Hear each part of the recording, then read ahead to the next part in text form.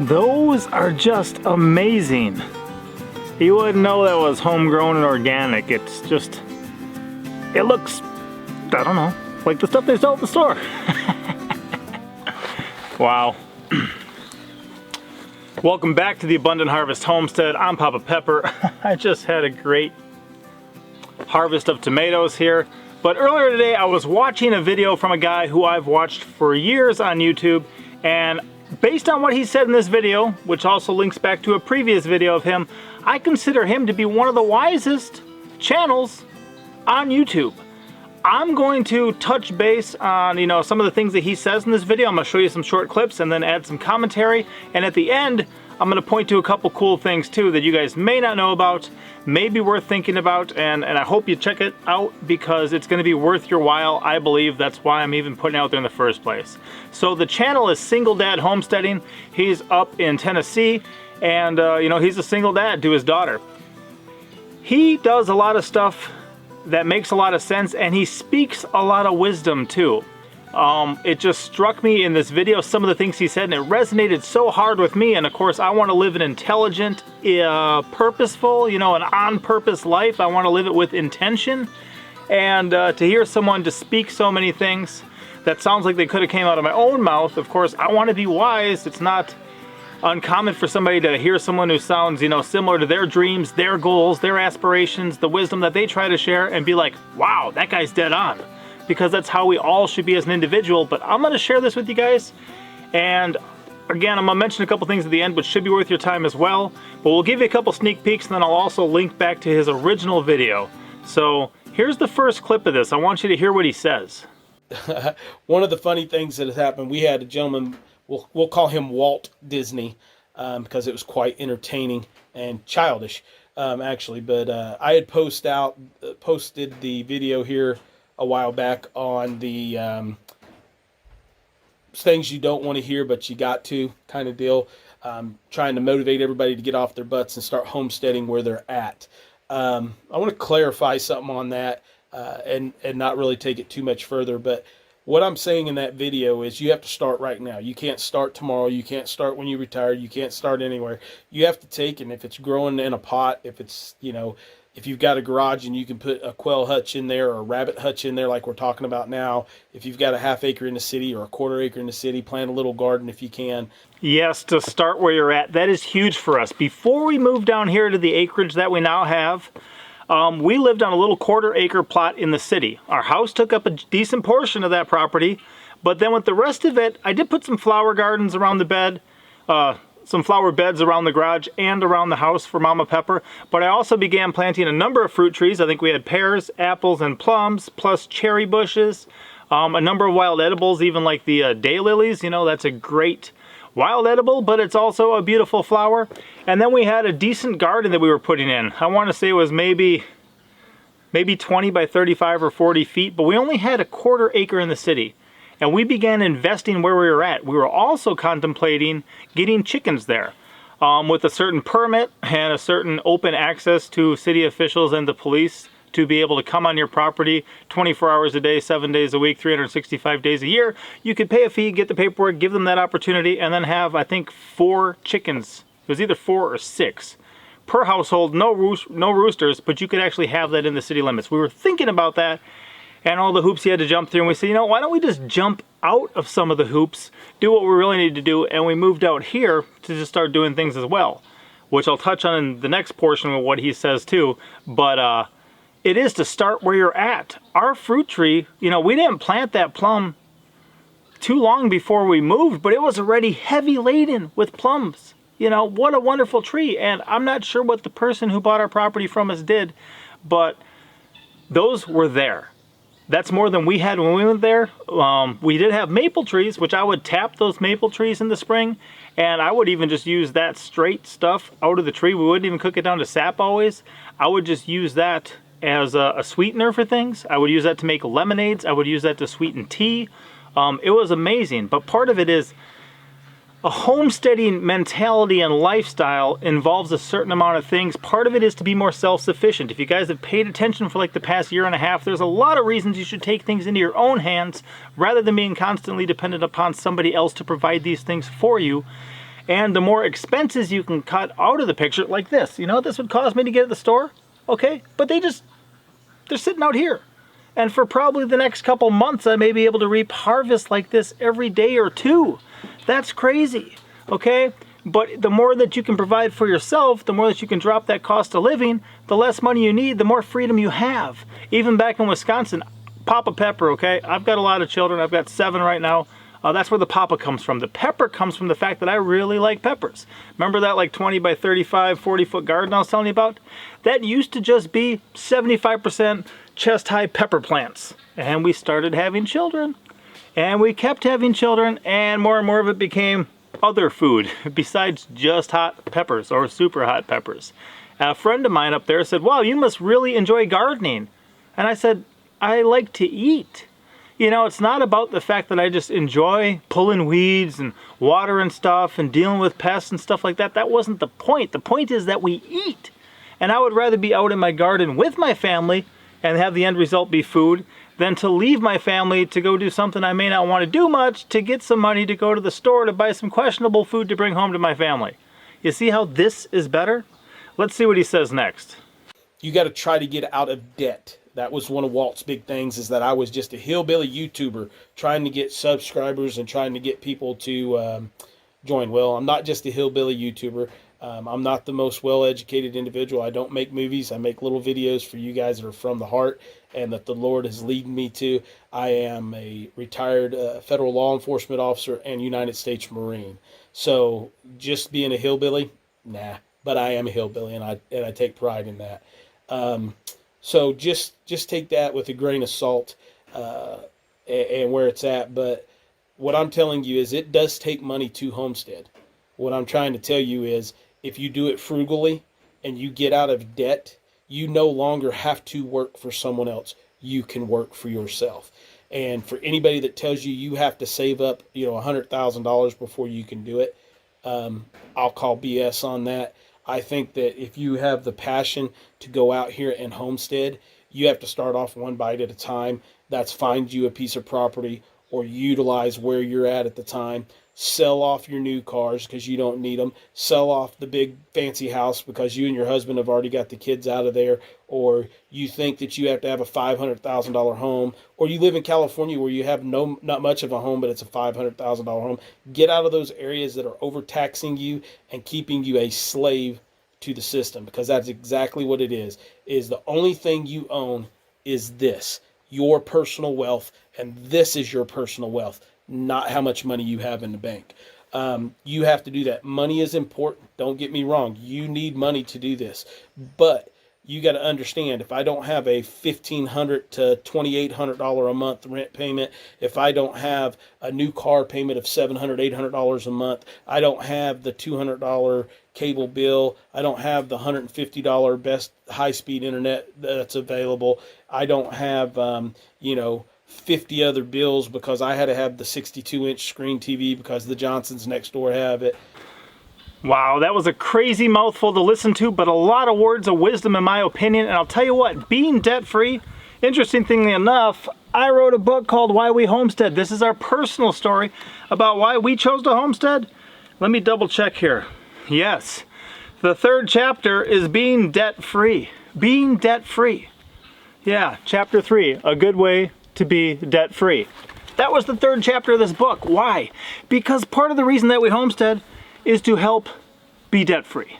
It really is. If I live in the city, if I have all these recurring payments, he listed a bunch, car payments and a lot of times student loan payments and rent or mortgage payments and all these things. You have such a large portion of money that you need to distribute. You need to acquire, and then distribute on a monthly basis. It becomes very, very, very difficult for you.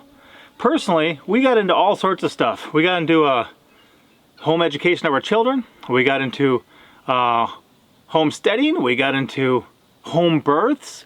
We got into home church. We got into and house church with other people just outside the building. Trust me, last year that worked out well. A lot of people meeting in house churches went about their business as they chose to. A lot of people meeting in the institutions were not able to. Very, very interesting. And then home-based businesses too, to work for myself.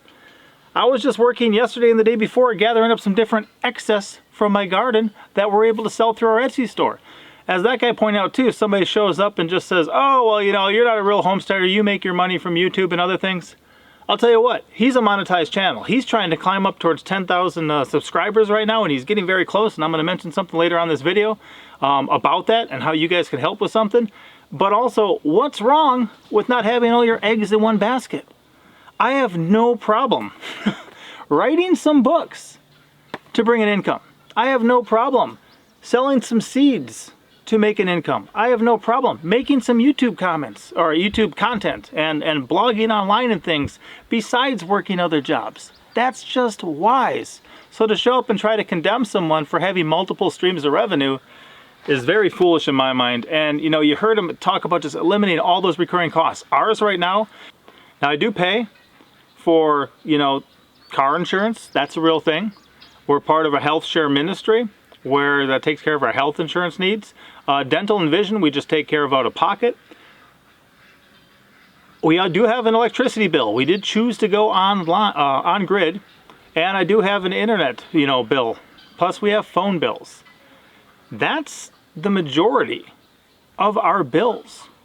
I mean, we don't have a car payment, we don't have a house payment, we don't have these other things, we don't have student loan debt. This frees us up in such incredible ways, and one of my big things, you know, that's why I say debt-free. I talk about that. Actually, I'm going to send Mr. Chris a copy of this book. I've got his P.O. box. I'm going to send him one of these probably when I'm done with this. Maybe today, maybe tomorrow. But I'm going to send him a copy of this just because it resonated so hard with me, what he was sharing here. He talks about, too, keeping up with the Johnsons.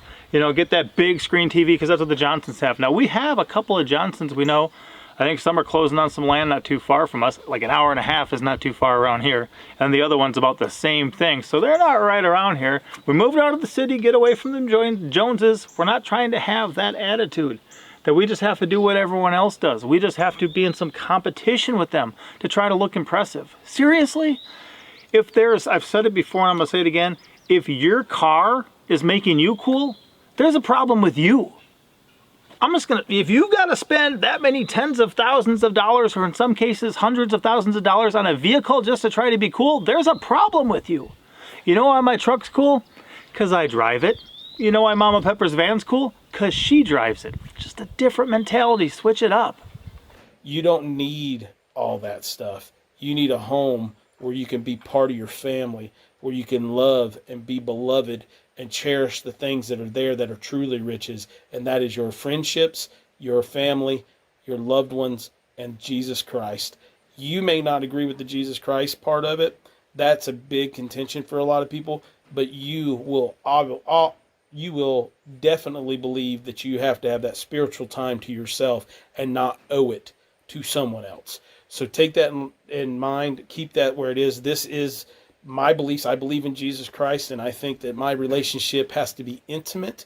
It has to be more intimate than that of a wife or a husband, but it has to be the most intimate relationship that you have. And when you have that with him, everything else will fall in place. Oh man, then God and Jesus too. This guy talks about God and Jesus. He mentions them periodically, not constant all day every video, but he does. It says, fear of the Lord is the beginning of knowledge, the beginning of understanding, the beginning of wisdom. So, if you're going to be wise, those type of things, some of us believe are very important. There's a reason we believe that. Interesting thing with even this book, guys, I have an introduction. First chapter is that it's the path, not the destination. The second chapter is that homesteading wasn't my idea. To put the family back together was the idea. That wasn't my idea. Homesteading seemed like the path to get the family back together, and the idea of having a family live a more connected life, that came from reading the Bible. That's just my personal testimony. That's what I saw, but that's one thing I love about some of these channels out there, some of these homesteaders. There's overarching and underreaching, you know, reasons that people do things. This is one of them, and so many of them aren't afraid to share that. Just like me. I'm not afraid to say, you should have seen me before. If you think I'm neat now, you probably would have hated me before. And the only reason that I'm different is because of God and Jesus. So to Mr. Walt Disney, I'm sorry that you unsubscribed from the channel because you think that I'm just trying to get subscribers and get clicks and views, because that's not what I'm trying to do. What I'm trying to do is get people to do exactly what you said in your post, and that's to come to the point of where you have to have, you know, this big, huge bank account because feed's high. If you're paying that much in feed, if you're paying that much in feed and upkeep and things of that nature in your animals, you have the wrong animals on your homestead, and you need to figure that out. Because here's the thing. If you're doing the Joe Salatin and the Justin Rhodes and the Roots and Refuge and the Single Dad Homesteading, if you're doing the proper means of homesteading and going back to the roots and going back to the way they used to be done, your feed bill should be way less than what you think it is. If you have that big of a feed bill, maybe you have too many animals. But, you know, you should be doing pasture rotation. You should be using scraps and things of this nature out of your garden and off of your table to feed your chickens, your animals. And you still have to buy feed. Don't get me wrong. You have to do that, especially during the winter months. But if you're spending that much money, maybe you're doing it wrong. I don't know. Maybe you are. I'll admit it, when he shared this stuff, it hit hard for me. It was wisdom I needed to remember, to bring these things back in the forefront of my mind and to kind of evaluate what we're doing here. We probably do spend too much in feed. Right now, we have too many animals, okay? And we're not getting enough of a return on our investment for those animals. But we are doing things. You know, all of our garden scraps either go to the compost or they go to the animals. A lot of my weeds here either go to the compost or they go to the animals. Right now, you know, I've got all these nice looking tomatoes here, but the ones that aren't nice looking are going to the chickens. They're going to get dropped off right after this video. As I walk back to the house, I'm going to chuck them in there for our chickens, for our ducks, for our animals, and they're going to be eating them. But I've got to evaluate some of that stuff, and that's a very good point, is that the more foolishly you homestead, the more it's going to cost you. Here's one of my big mistakes. When we started off, I fenced in a small area, let my animals eat it down to nothing, and then I fenced in another area, let my animals eat it down to nothing. You know what that did? That made it very hard for me to grow food for them, and it cost me more in hay. That's just something I learned the hard way. Don't do it that way. I've got a little bit of fencing I'm going to maybe try to do this evening on the other side of the garden, and then I'll be able to rotate my animals all the way around my property through 7 different paddocks. And they'll be able to rotationally graze, pretty much have a new pasture every day of the week. And because they'll only be nibbling it down a bit, then when they get back there the following week, it'll be grown up again. You know, gotta homestead more wisely, and that's what I love. And I understand that getting more views, getting more subscribers, getting more clicks and stuff does increase the revenue. There's nothing wrong with that, but that's not why Single Dad Homesteading puts this stuff out. That's not why I put this stuff out. He mentions too, not spending a lot of time editing. All my videos used to be completely unedited. I would push record and I would do my video and then I would push end, and that was what I put out. Obviously it takes me a lot more on this side of the camera these days to do this, but you know, the point is to get the message across. The point is to get the information out there. The point is to share these different things that we're up to, different insights, different stuff like this. And all this man is doing is saying, look, if you feel like you need to be living a more self-sufficient lifestyle, like you need to be homesteading to some degree, start where you are and work forward from there, and don't do it at the cost of debt. That's so wise, and I wish more people were saying that, because we can't all save up a couple $100,000 first to get started. We just can't. There's ways to do it, and I'll tell you what, if you want to know how we got everything that you see here and we're able to do it debt-free, let me know in the comment section. I will make a specific video for that if enough of you guys, you know, want to hear about that. I'll make a video about that because it's an incredible testimony of what all happened. And I think it's probably worth listening to, but only if you guys want me to put that out there will I put that out there. So when it comes to Single Dad Homesteading, I mean, he'll tell you, he tries to be an intelligent man. He tries to do things with wisdom. He also has some things stacked against him, like the fact he's dyslexic, you know. That's something that kind of tries to hold him back, but he doesn't let it. He still does his things. He's a single father, okay? He may only have one daughter, okay? But he's a single father. He's got a lot on his plate, okay? It's nice with the 7 children Mama Pepper and I have that we have both of us here. But, you know, I can only imagine how it'd be taking care of anyone else as a single parent. So the thing is, right now, his channel's doing some pretty good growth. That's part of the reason I put this out here too. A lot of you guys who know me probably like the stuff I share. He's got a slightly different perspective, okay? He's in Tennessee. He's a single parent. He's got a different background. He's got a different future. I don't, at least earthly future, I don't agree with everything he says or does, but I don't do that with anyone. And I don't think anyone does that with me. So I wanted to put his channel out there. Right now what I'm doing, and I'll also put a card up here of the previous video he did, the one that inspired the comment from the person that then prompted him to put out the video I showed you clips from. And they'll also be in the description of this video, and I'll put it all in the linked comment too. I'll put his channel, I'll put the video that I used clips from here, and I'll put the video, the initial video that prompted it. Plus, if you guys are interested, I'll even put a link to this from both Amazon and from our own Etsy store. If you order them from our Etsy store, it's more effort on my end, and I think it might actually even cost you more. Do I sell it? No, I think I sell it for less than Amazon does. And it actually winds up with more in our pocket from doing it, but I'll also autograph it for you. I'll put that in the pinned comment too for you guys. But what I'm doing right now is I'm already subscribed to Single Dad Homesteading. He's getting back on making videos a little more. There was quite a lull where he wasn't. He did some help over at Roots and Refuge. I think that's helping him a bit. And I wanted to throw this out there to expose more people to him because I think he's worthwhile to listen to, and I'm really blessed and enjoy the man and his content, listening to what he has to say. These are just some clips from one video. But what I'm doing is I'm actually going back and watching some of his older stuff too. So if you guys are interested in helping him out, first of all, show up over there, give him a subscribe, give him a like, even tell him Papa Pepper sent you if you want. But then also check out a number of his videos, because the more view time he's getting right now, the more likes he's getting on all those extra videos, the more that's going to boost his channel and help him out, and that's going to free him up too to have a greater YouTube revenue so that he can be doing other things in his life and focusing on that stuff, because the financial burden on his shoulders will be somewhat lifted by having a greater revenue from what he's already doing. Hopefully you guys enjoyed this. Hopefully you understand why I think this is one of the wisest YouTubers that I've come across and why I really appreciate the man. I've got some tomatoes to take care of. I've got some to give to my chickens, and I've got some more stuff to think about how to drop further the expenses on our own homestead and how to do my animals wiser. But I'll see you next time. Papa out.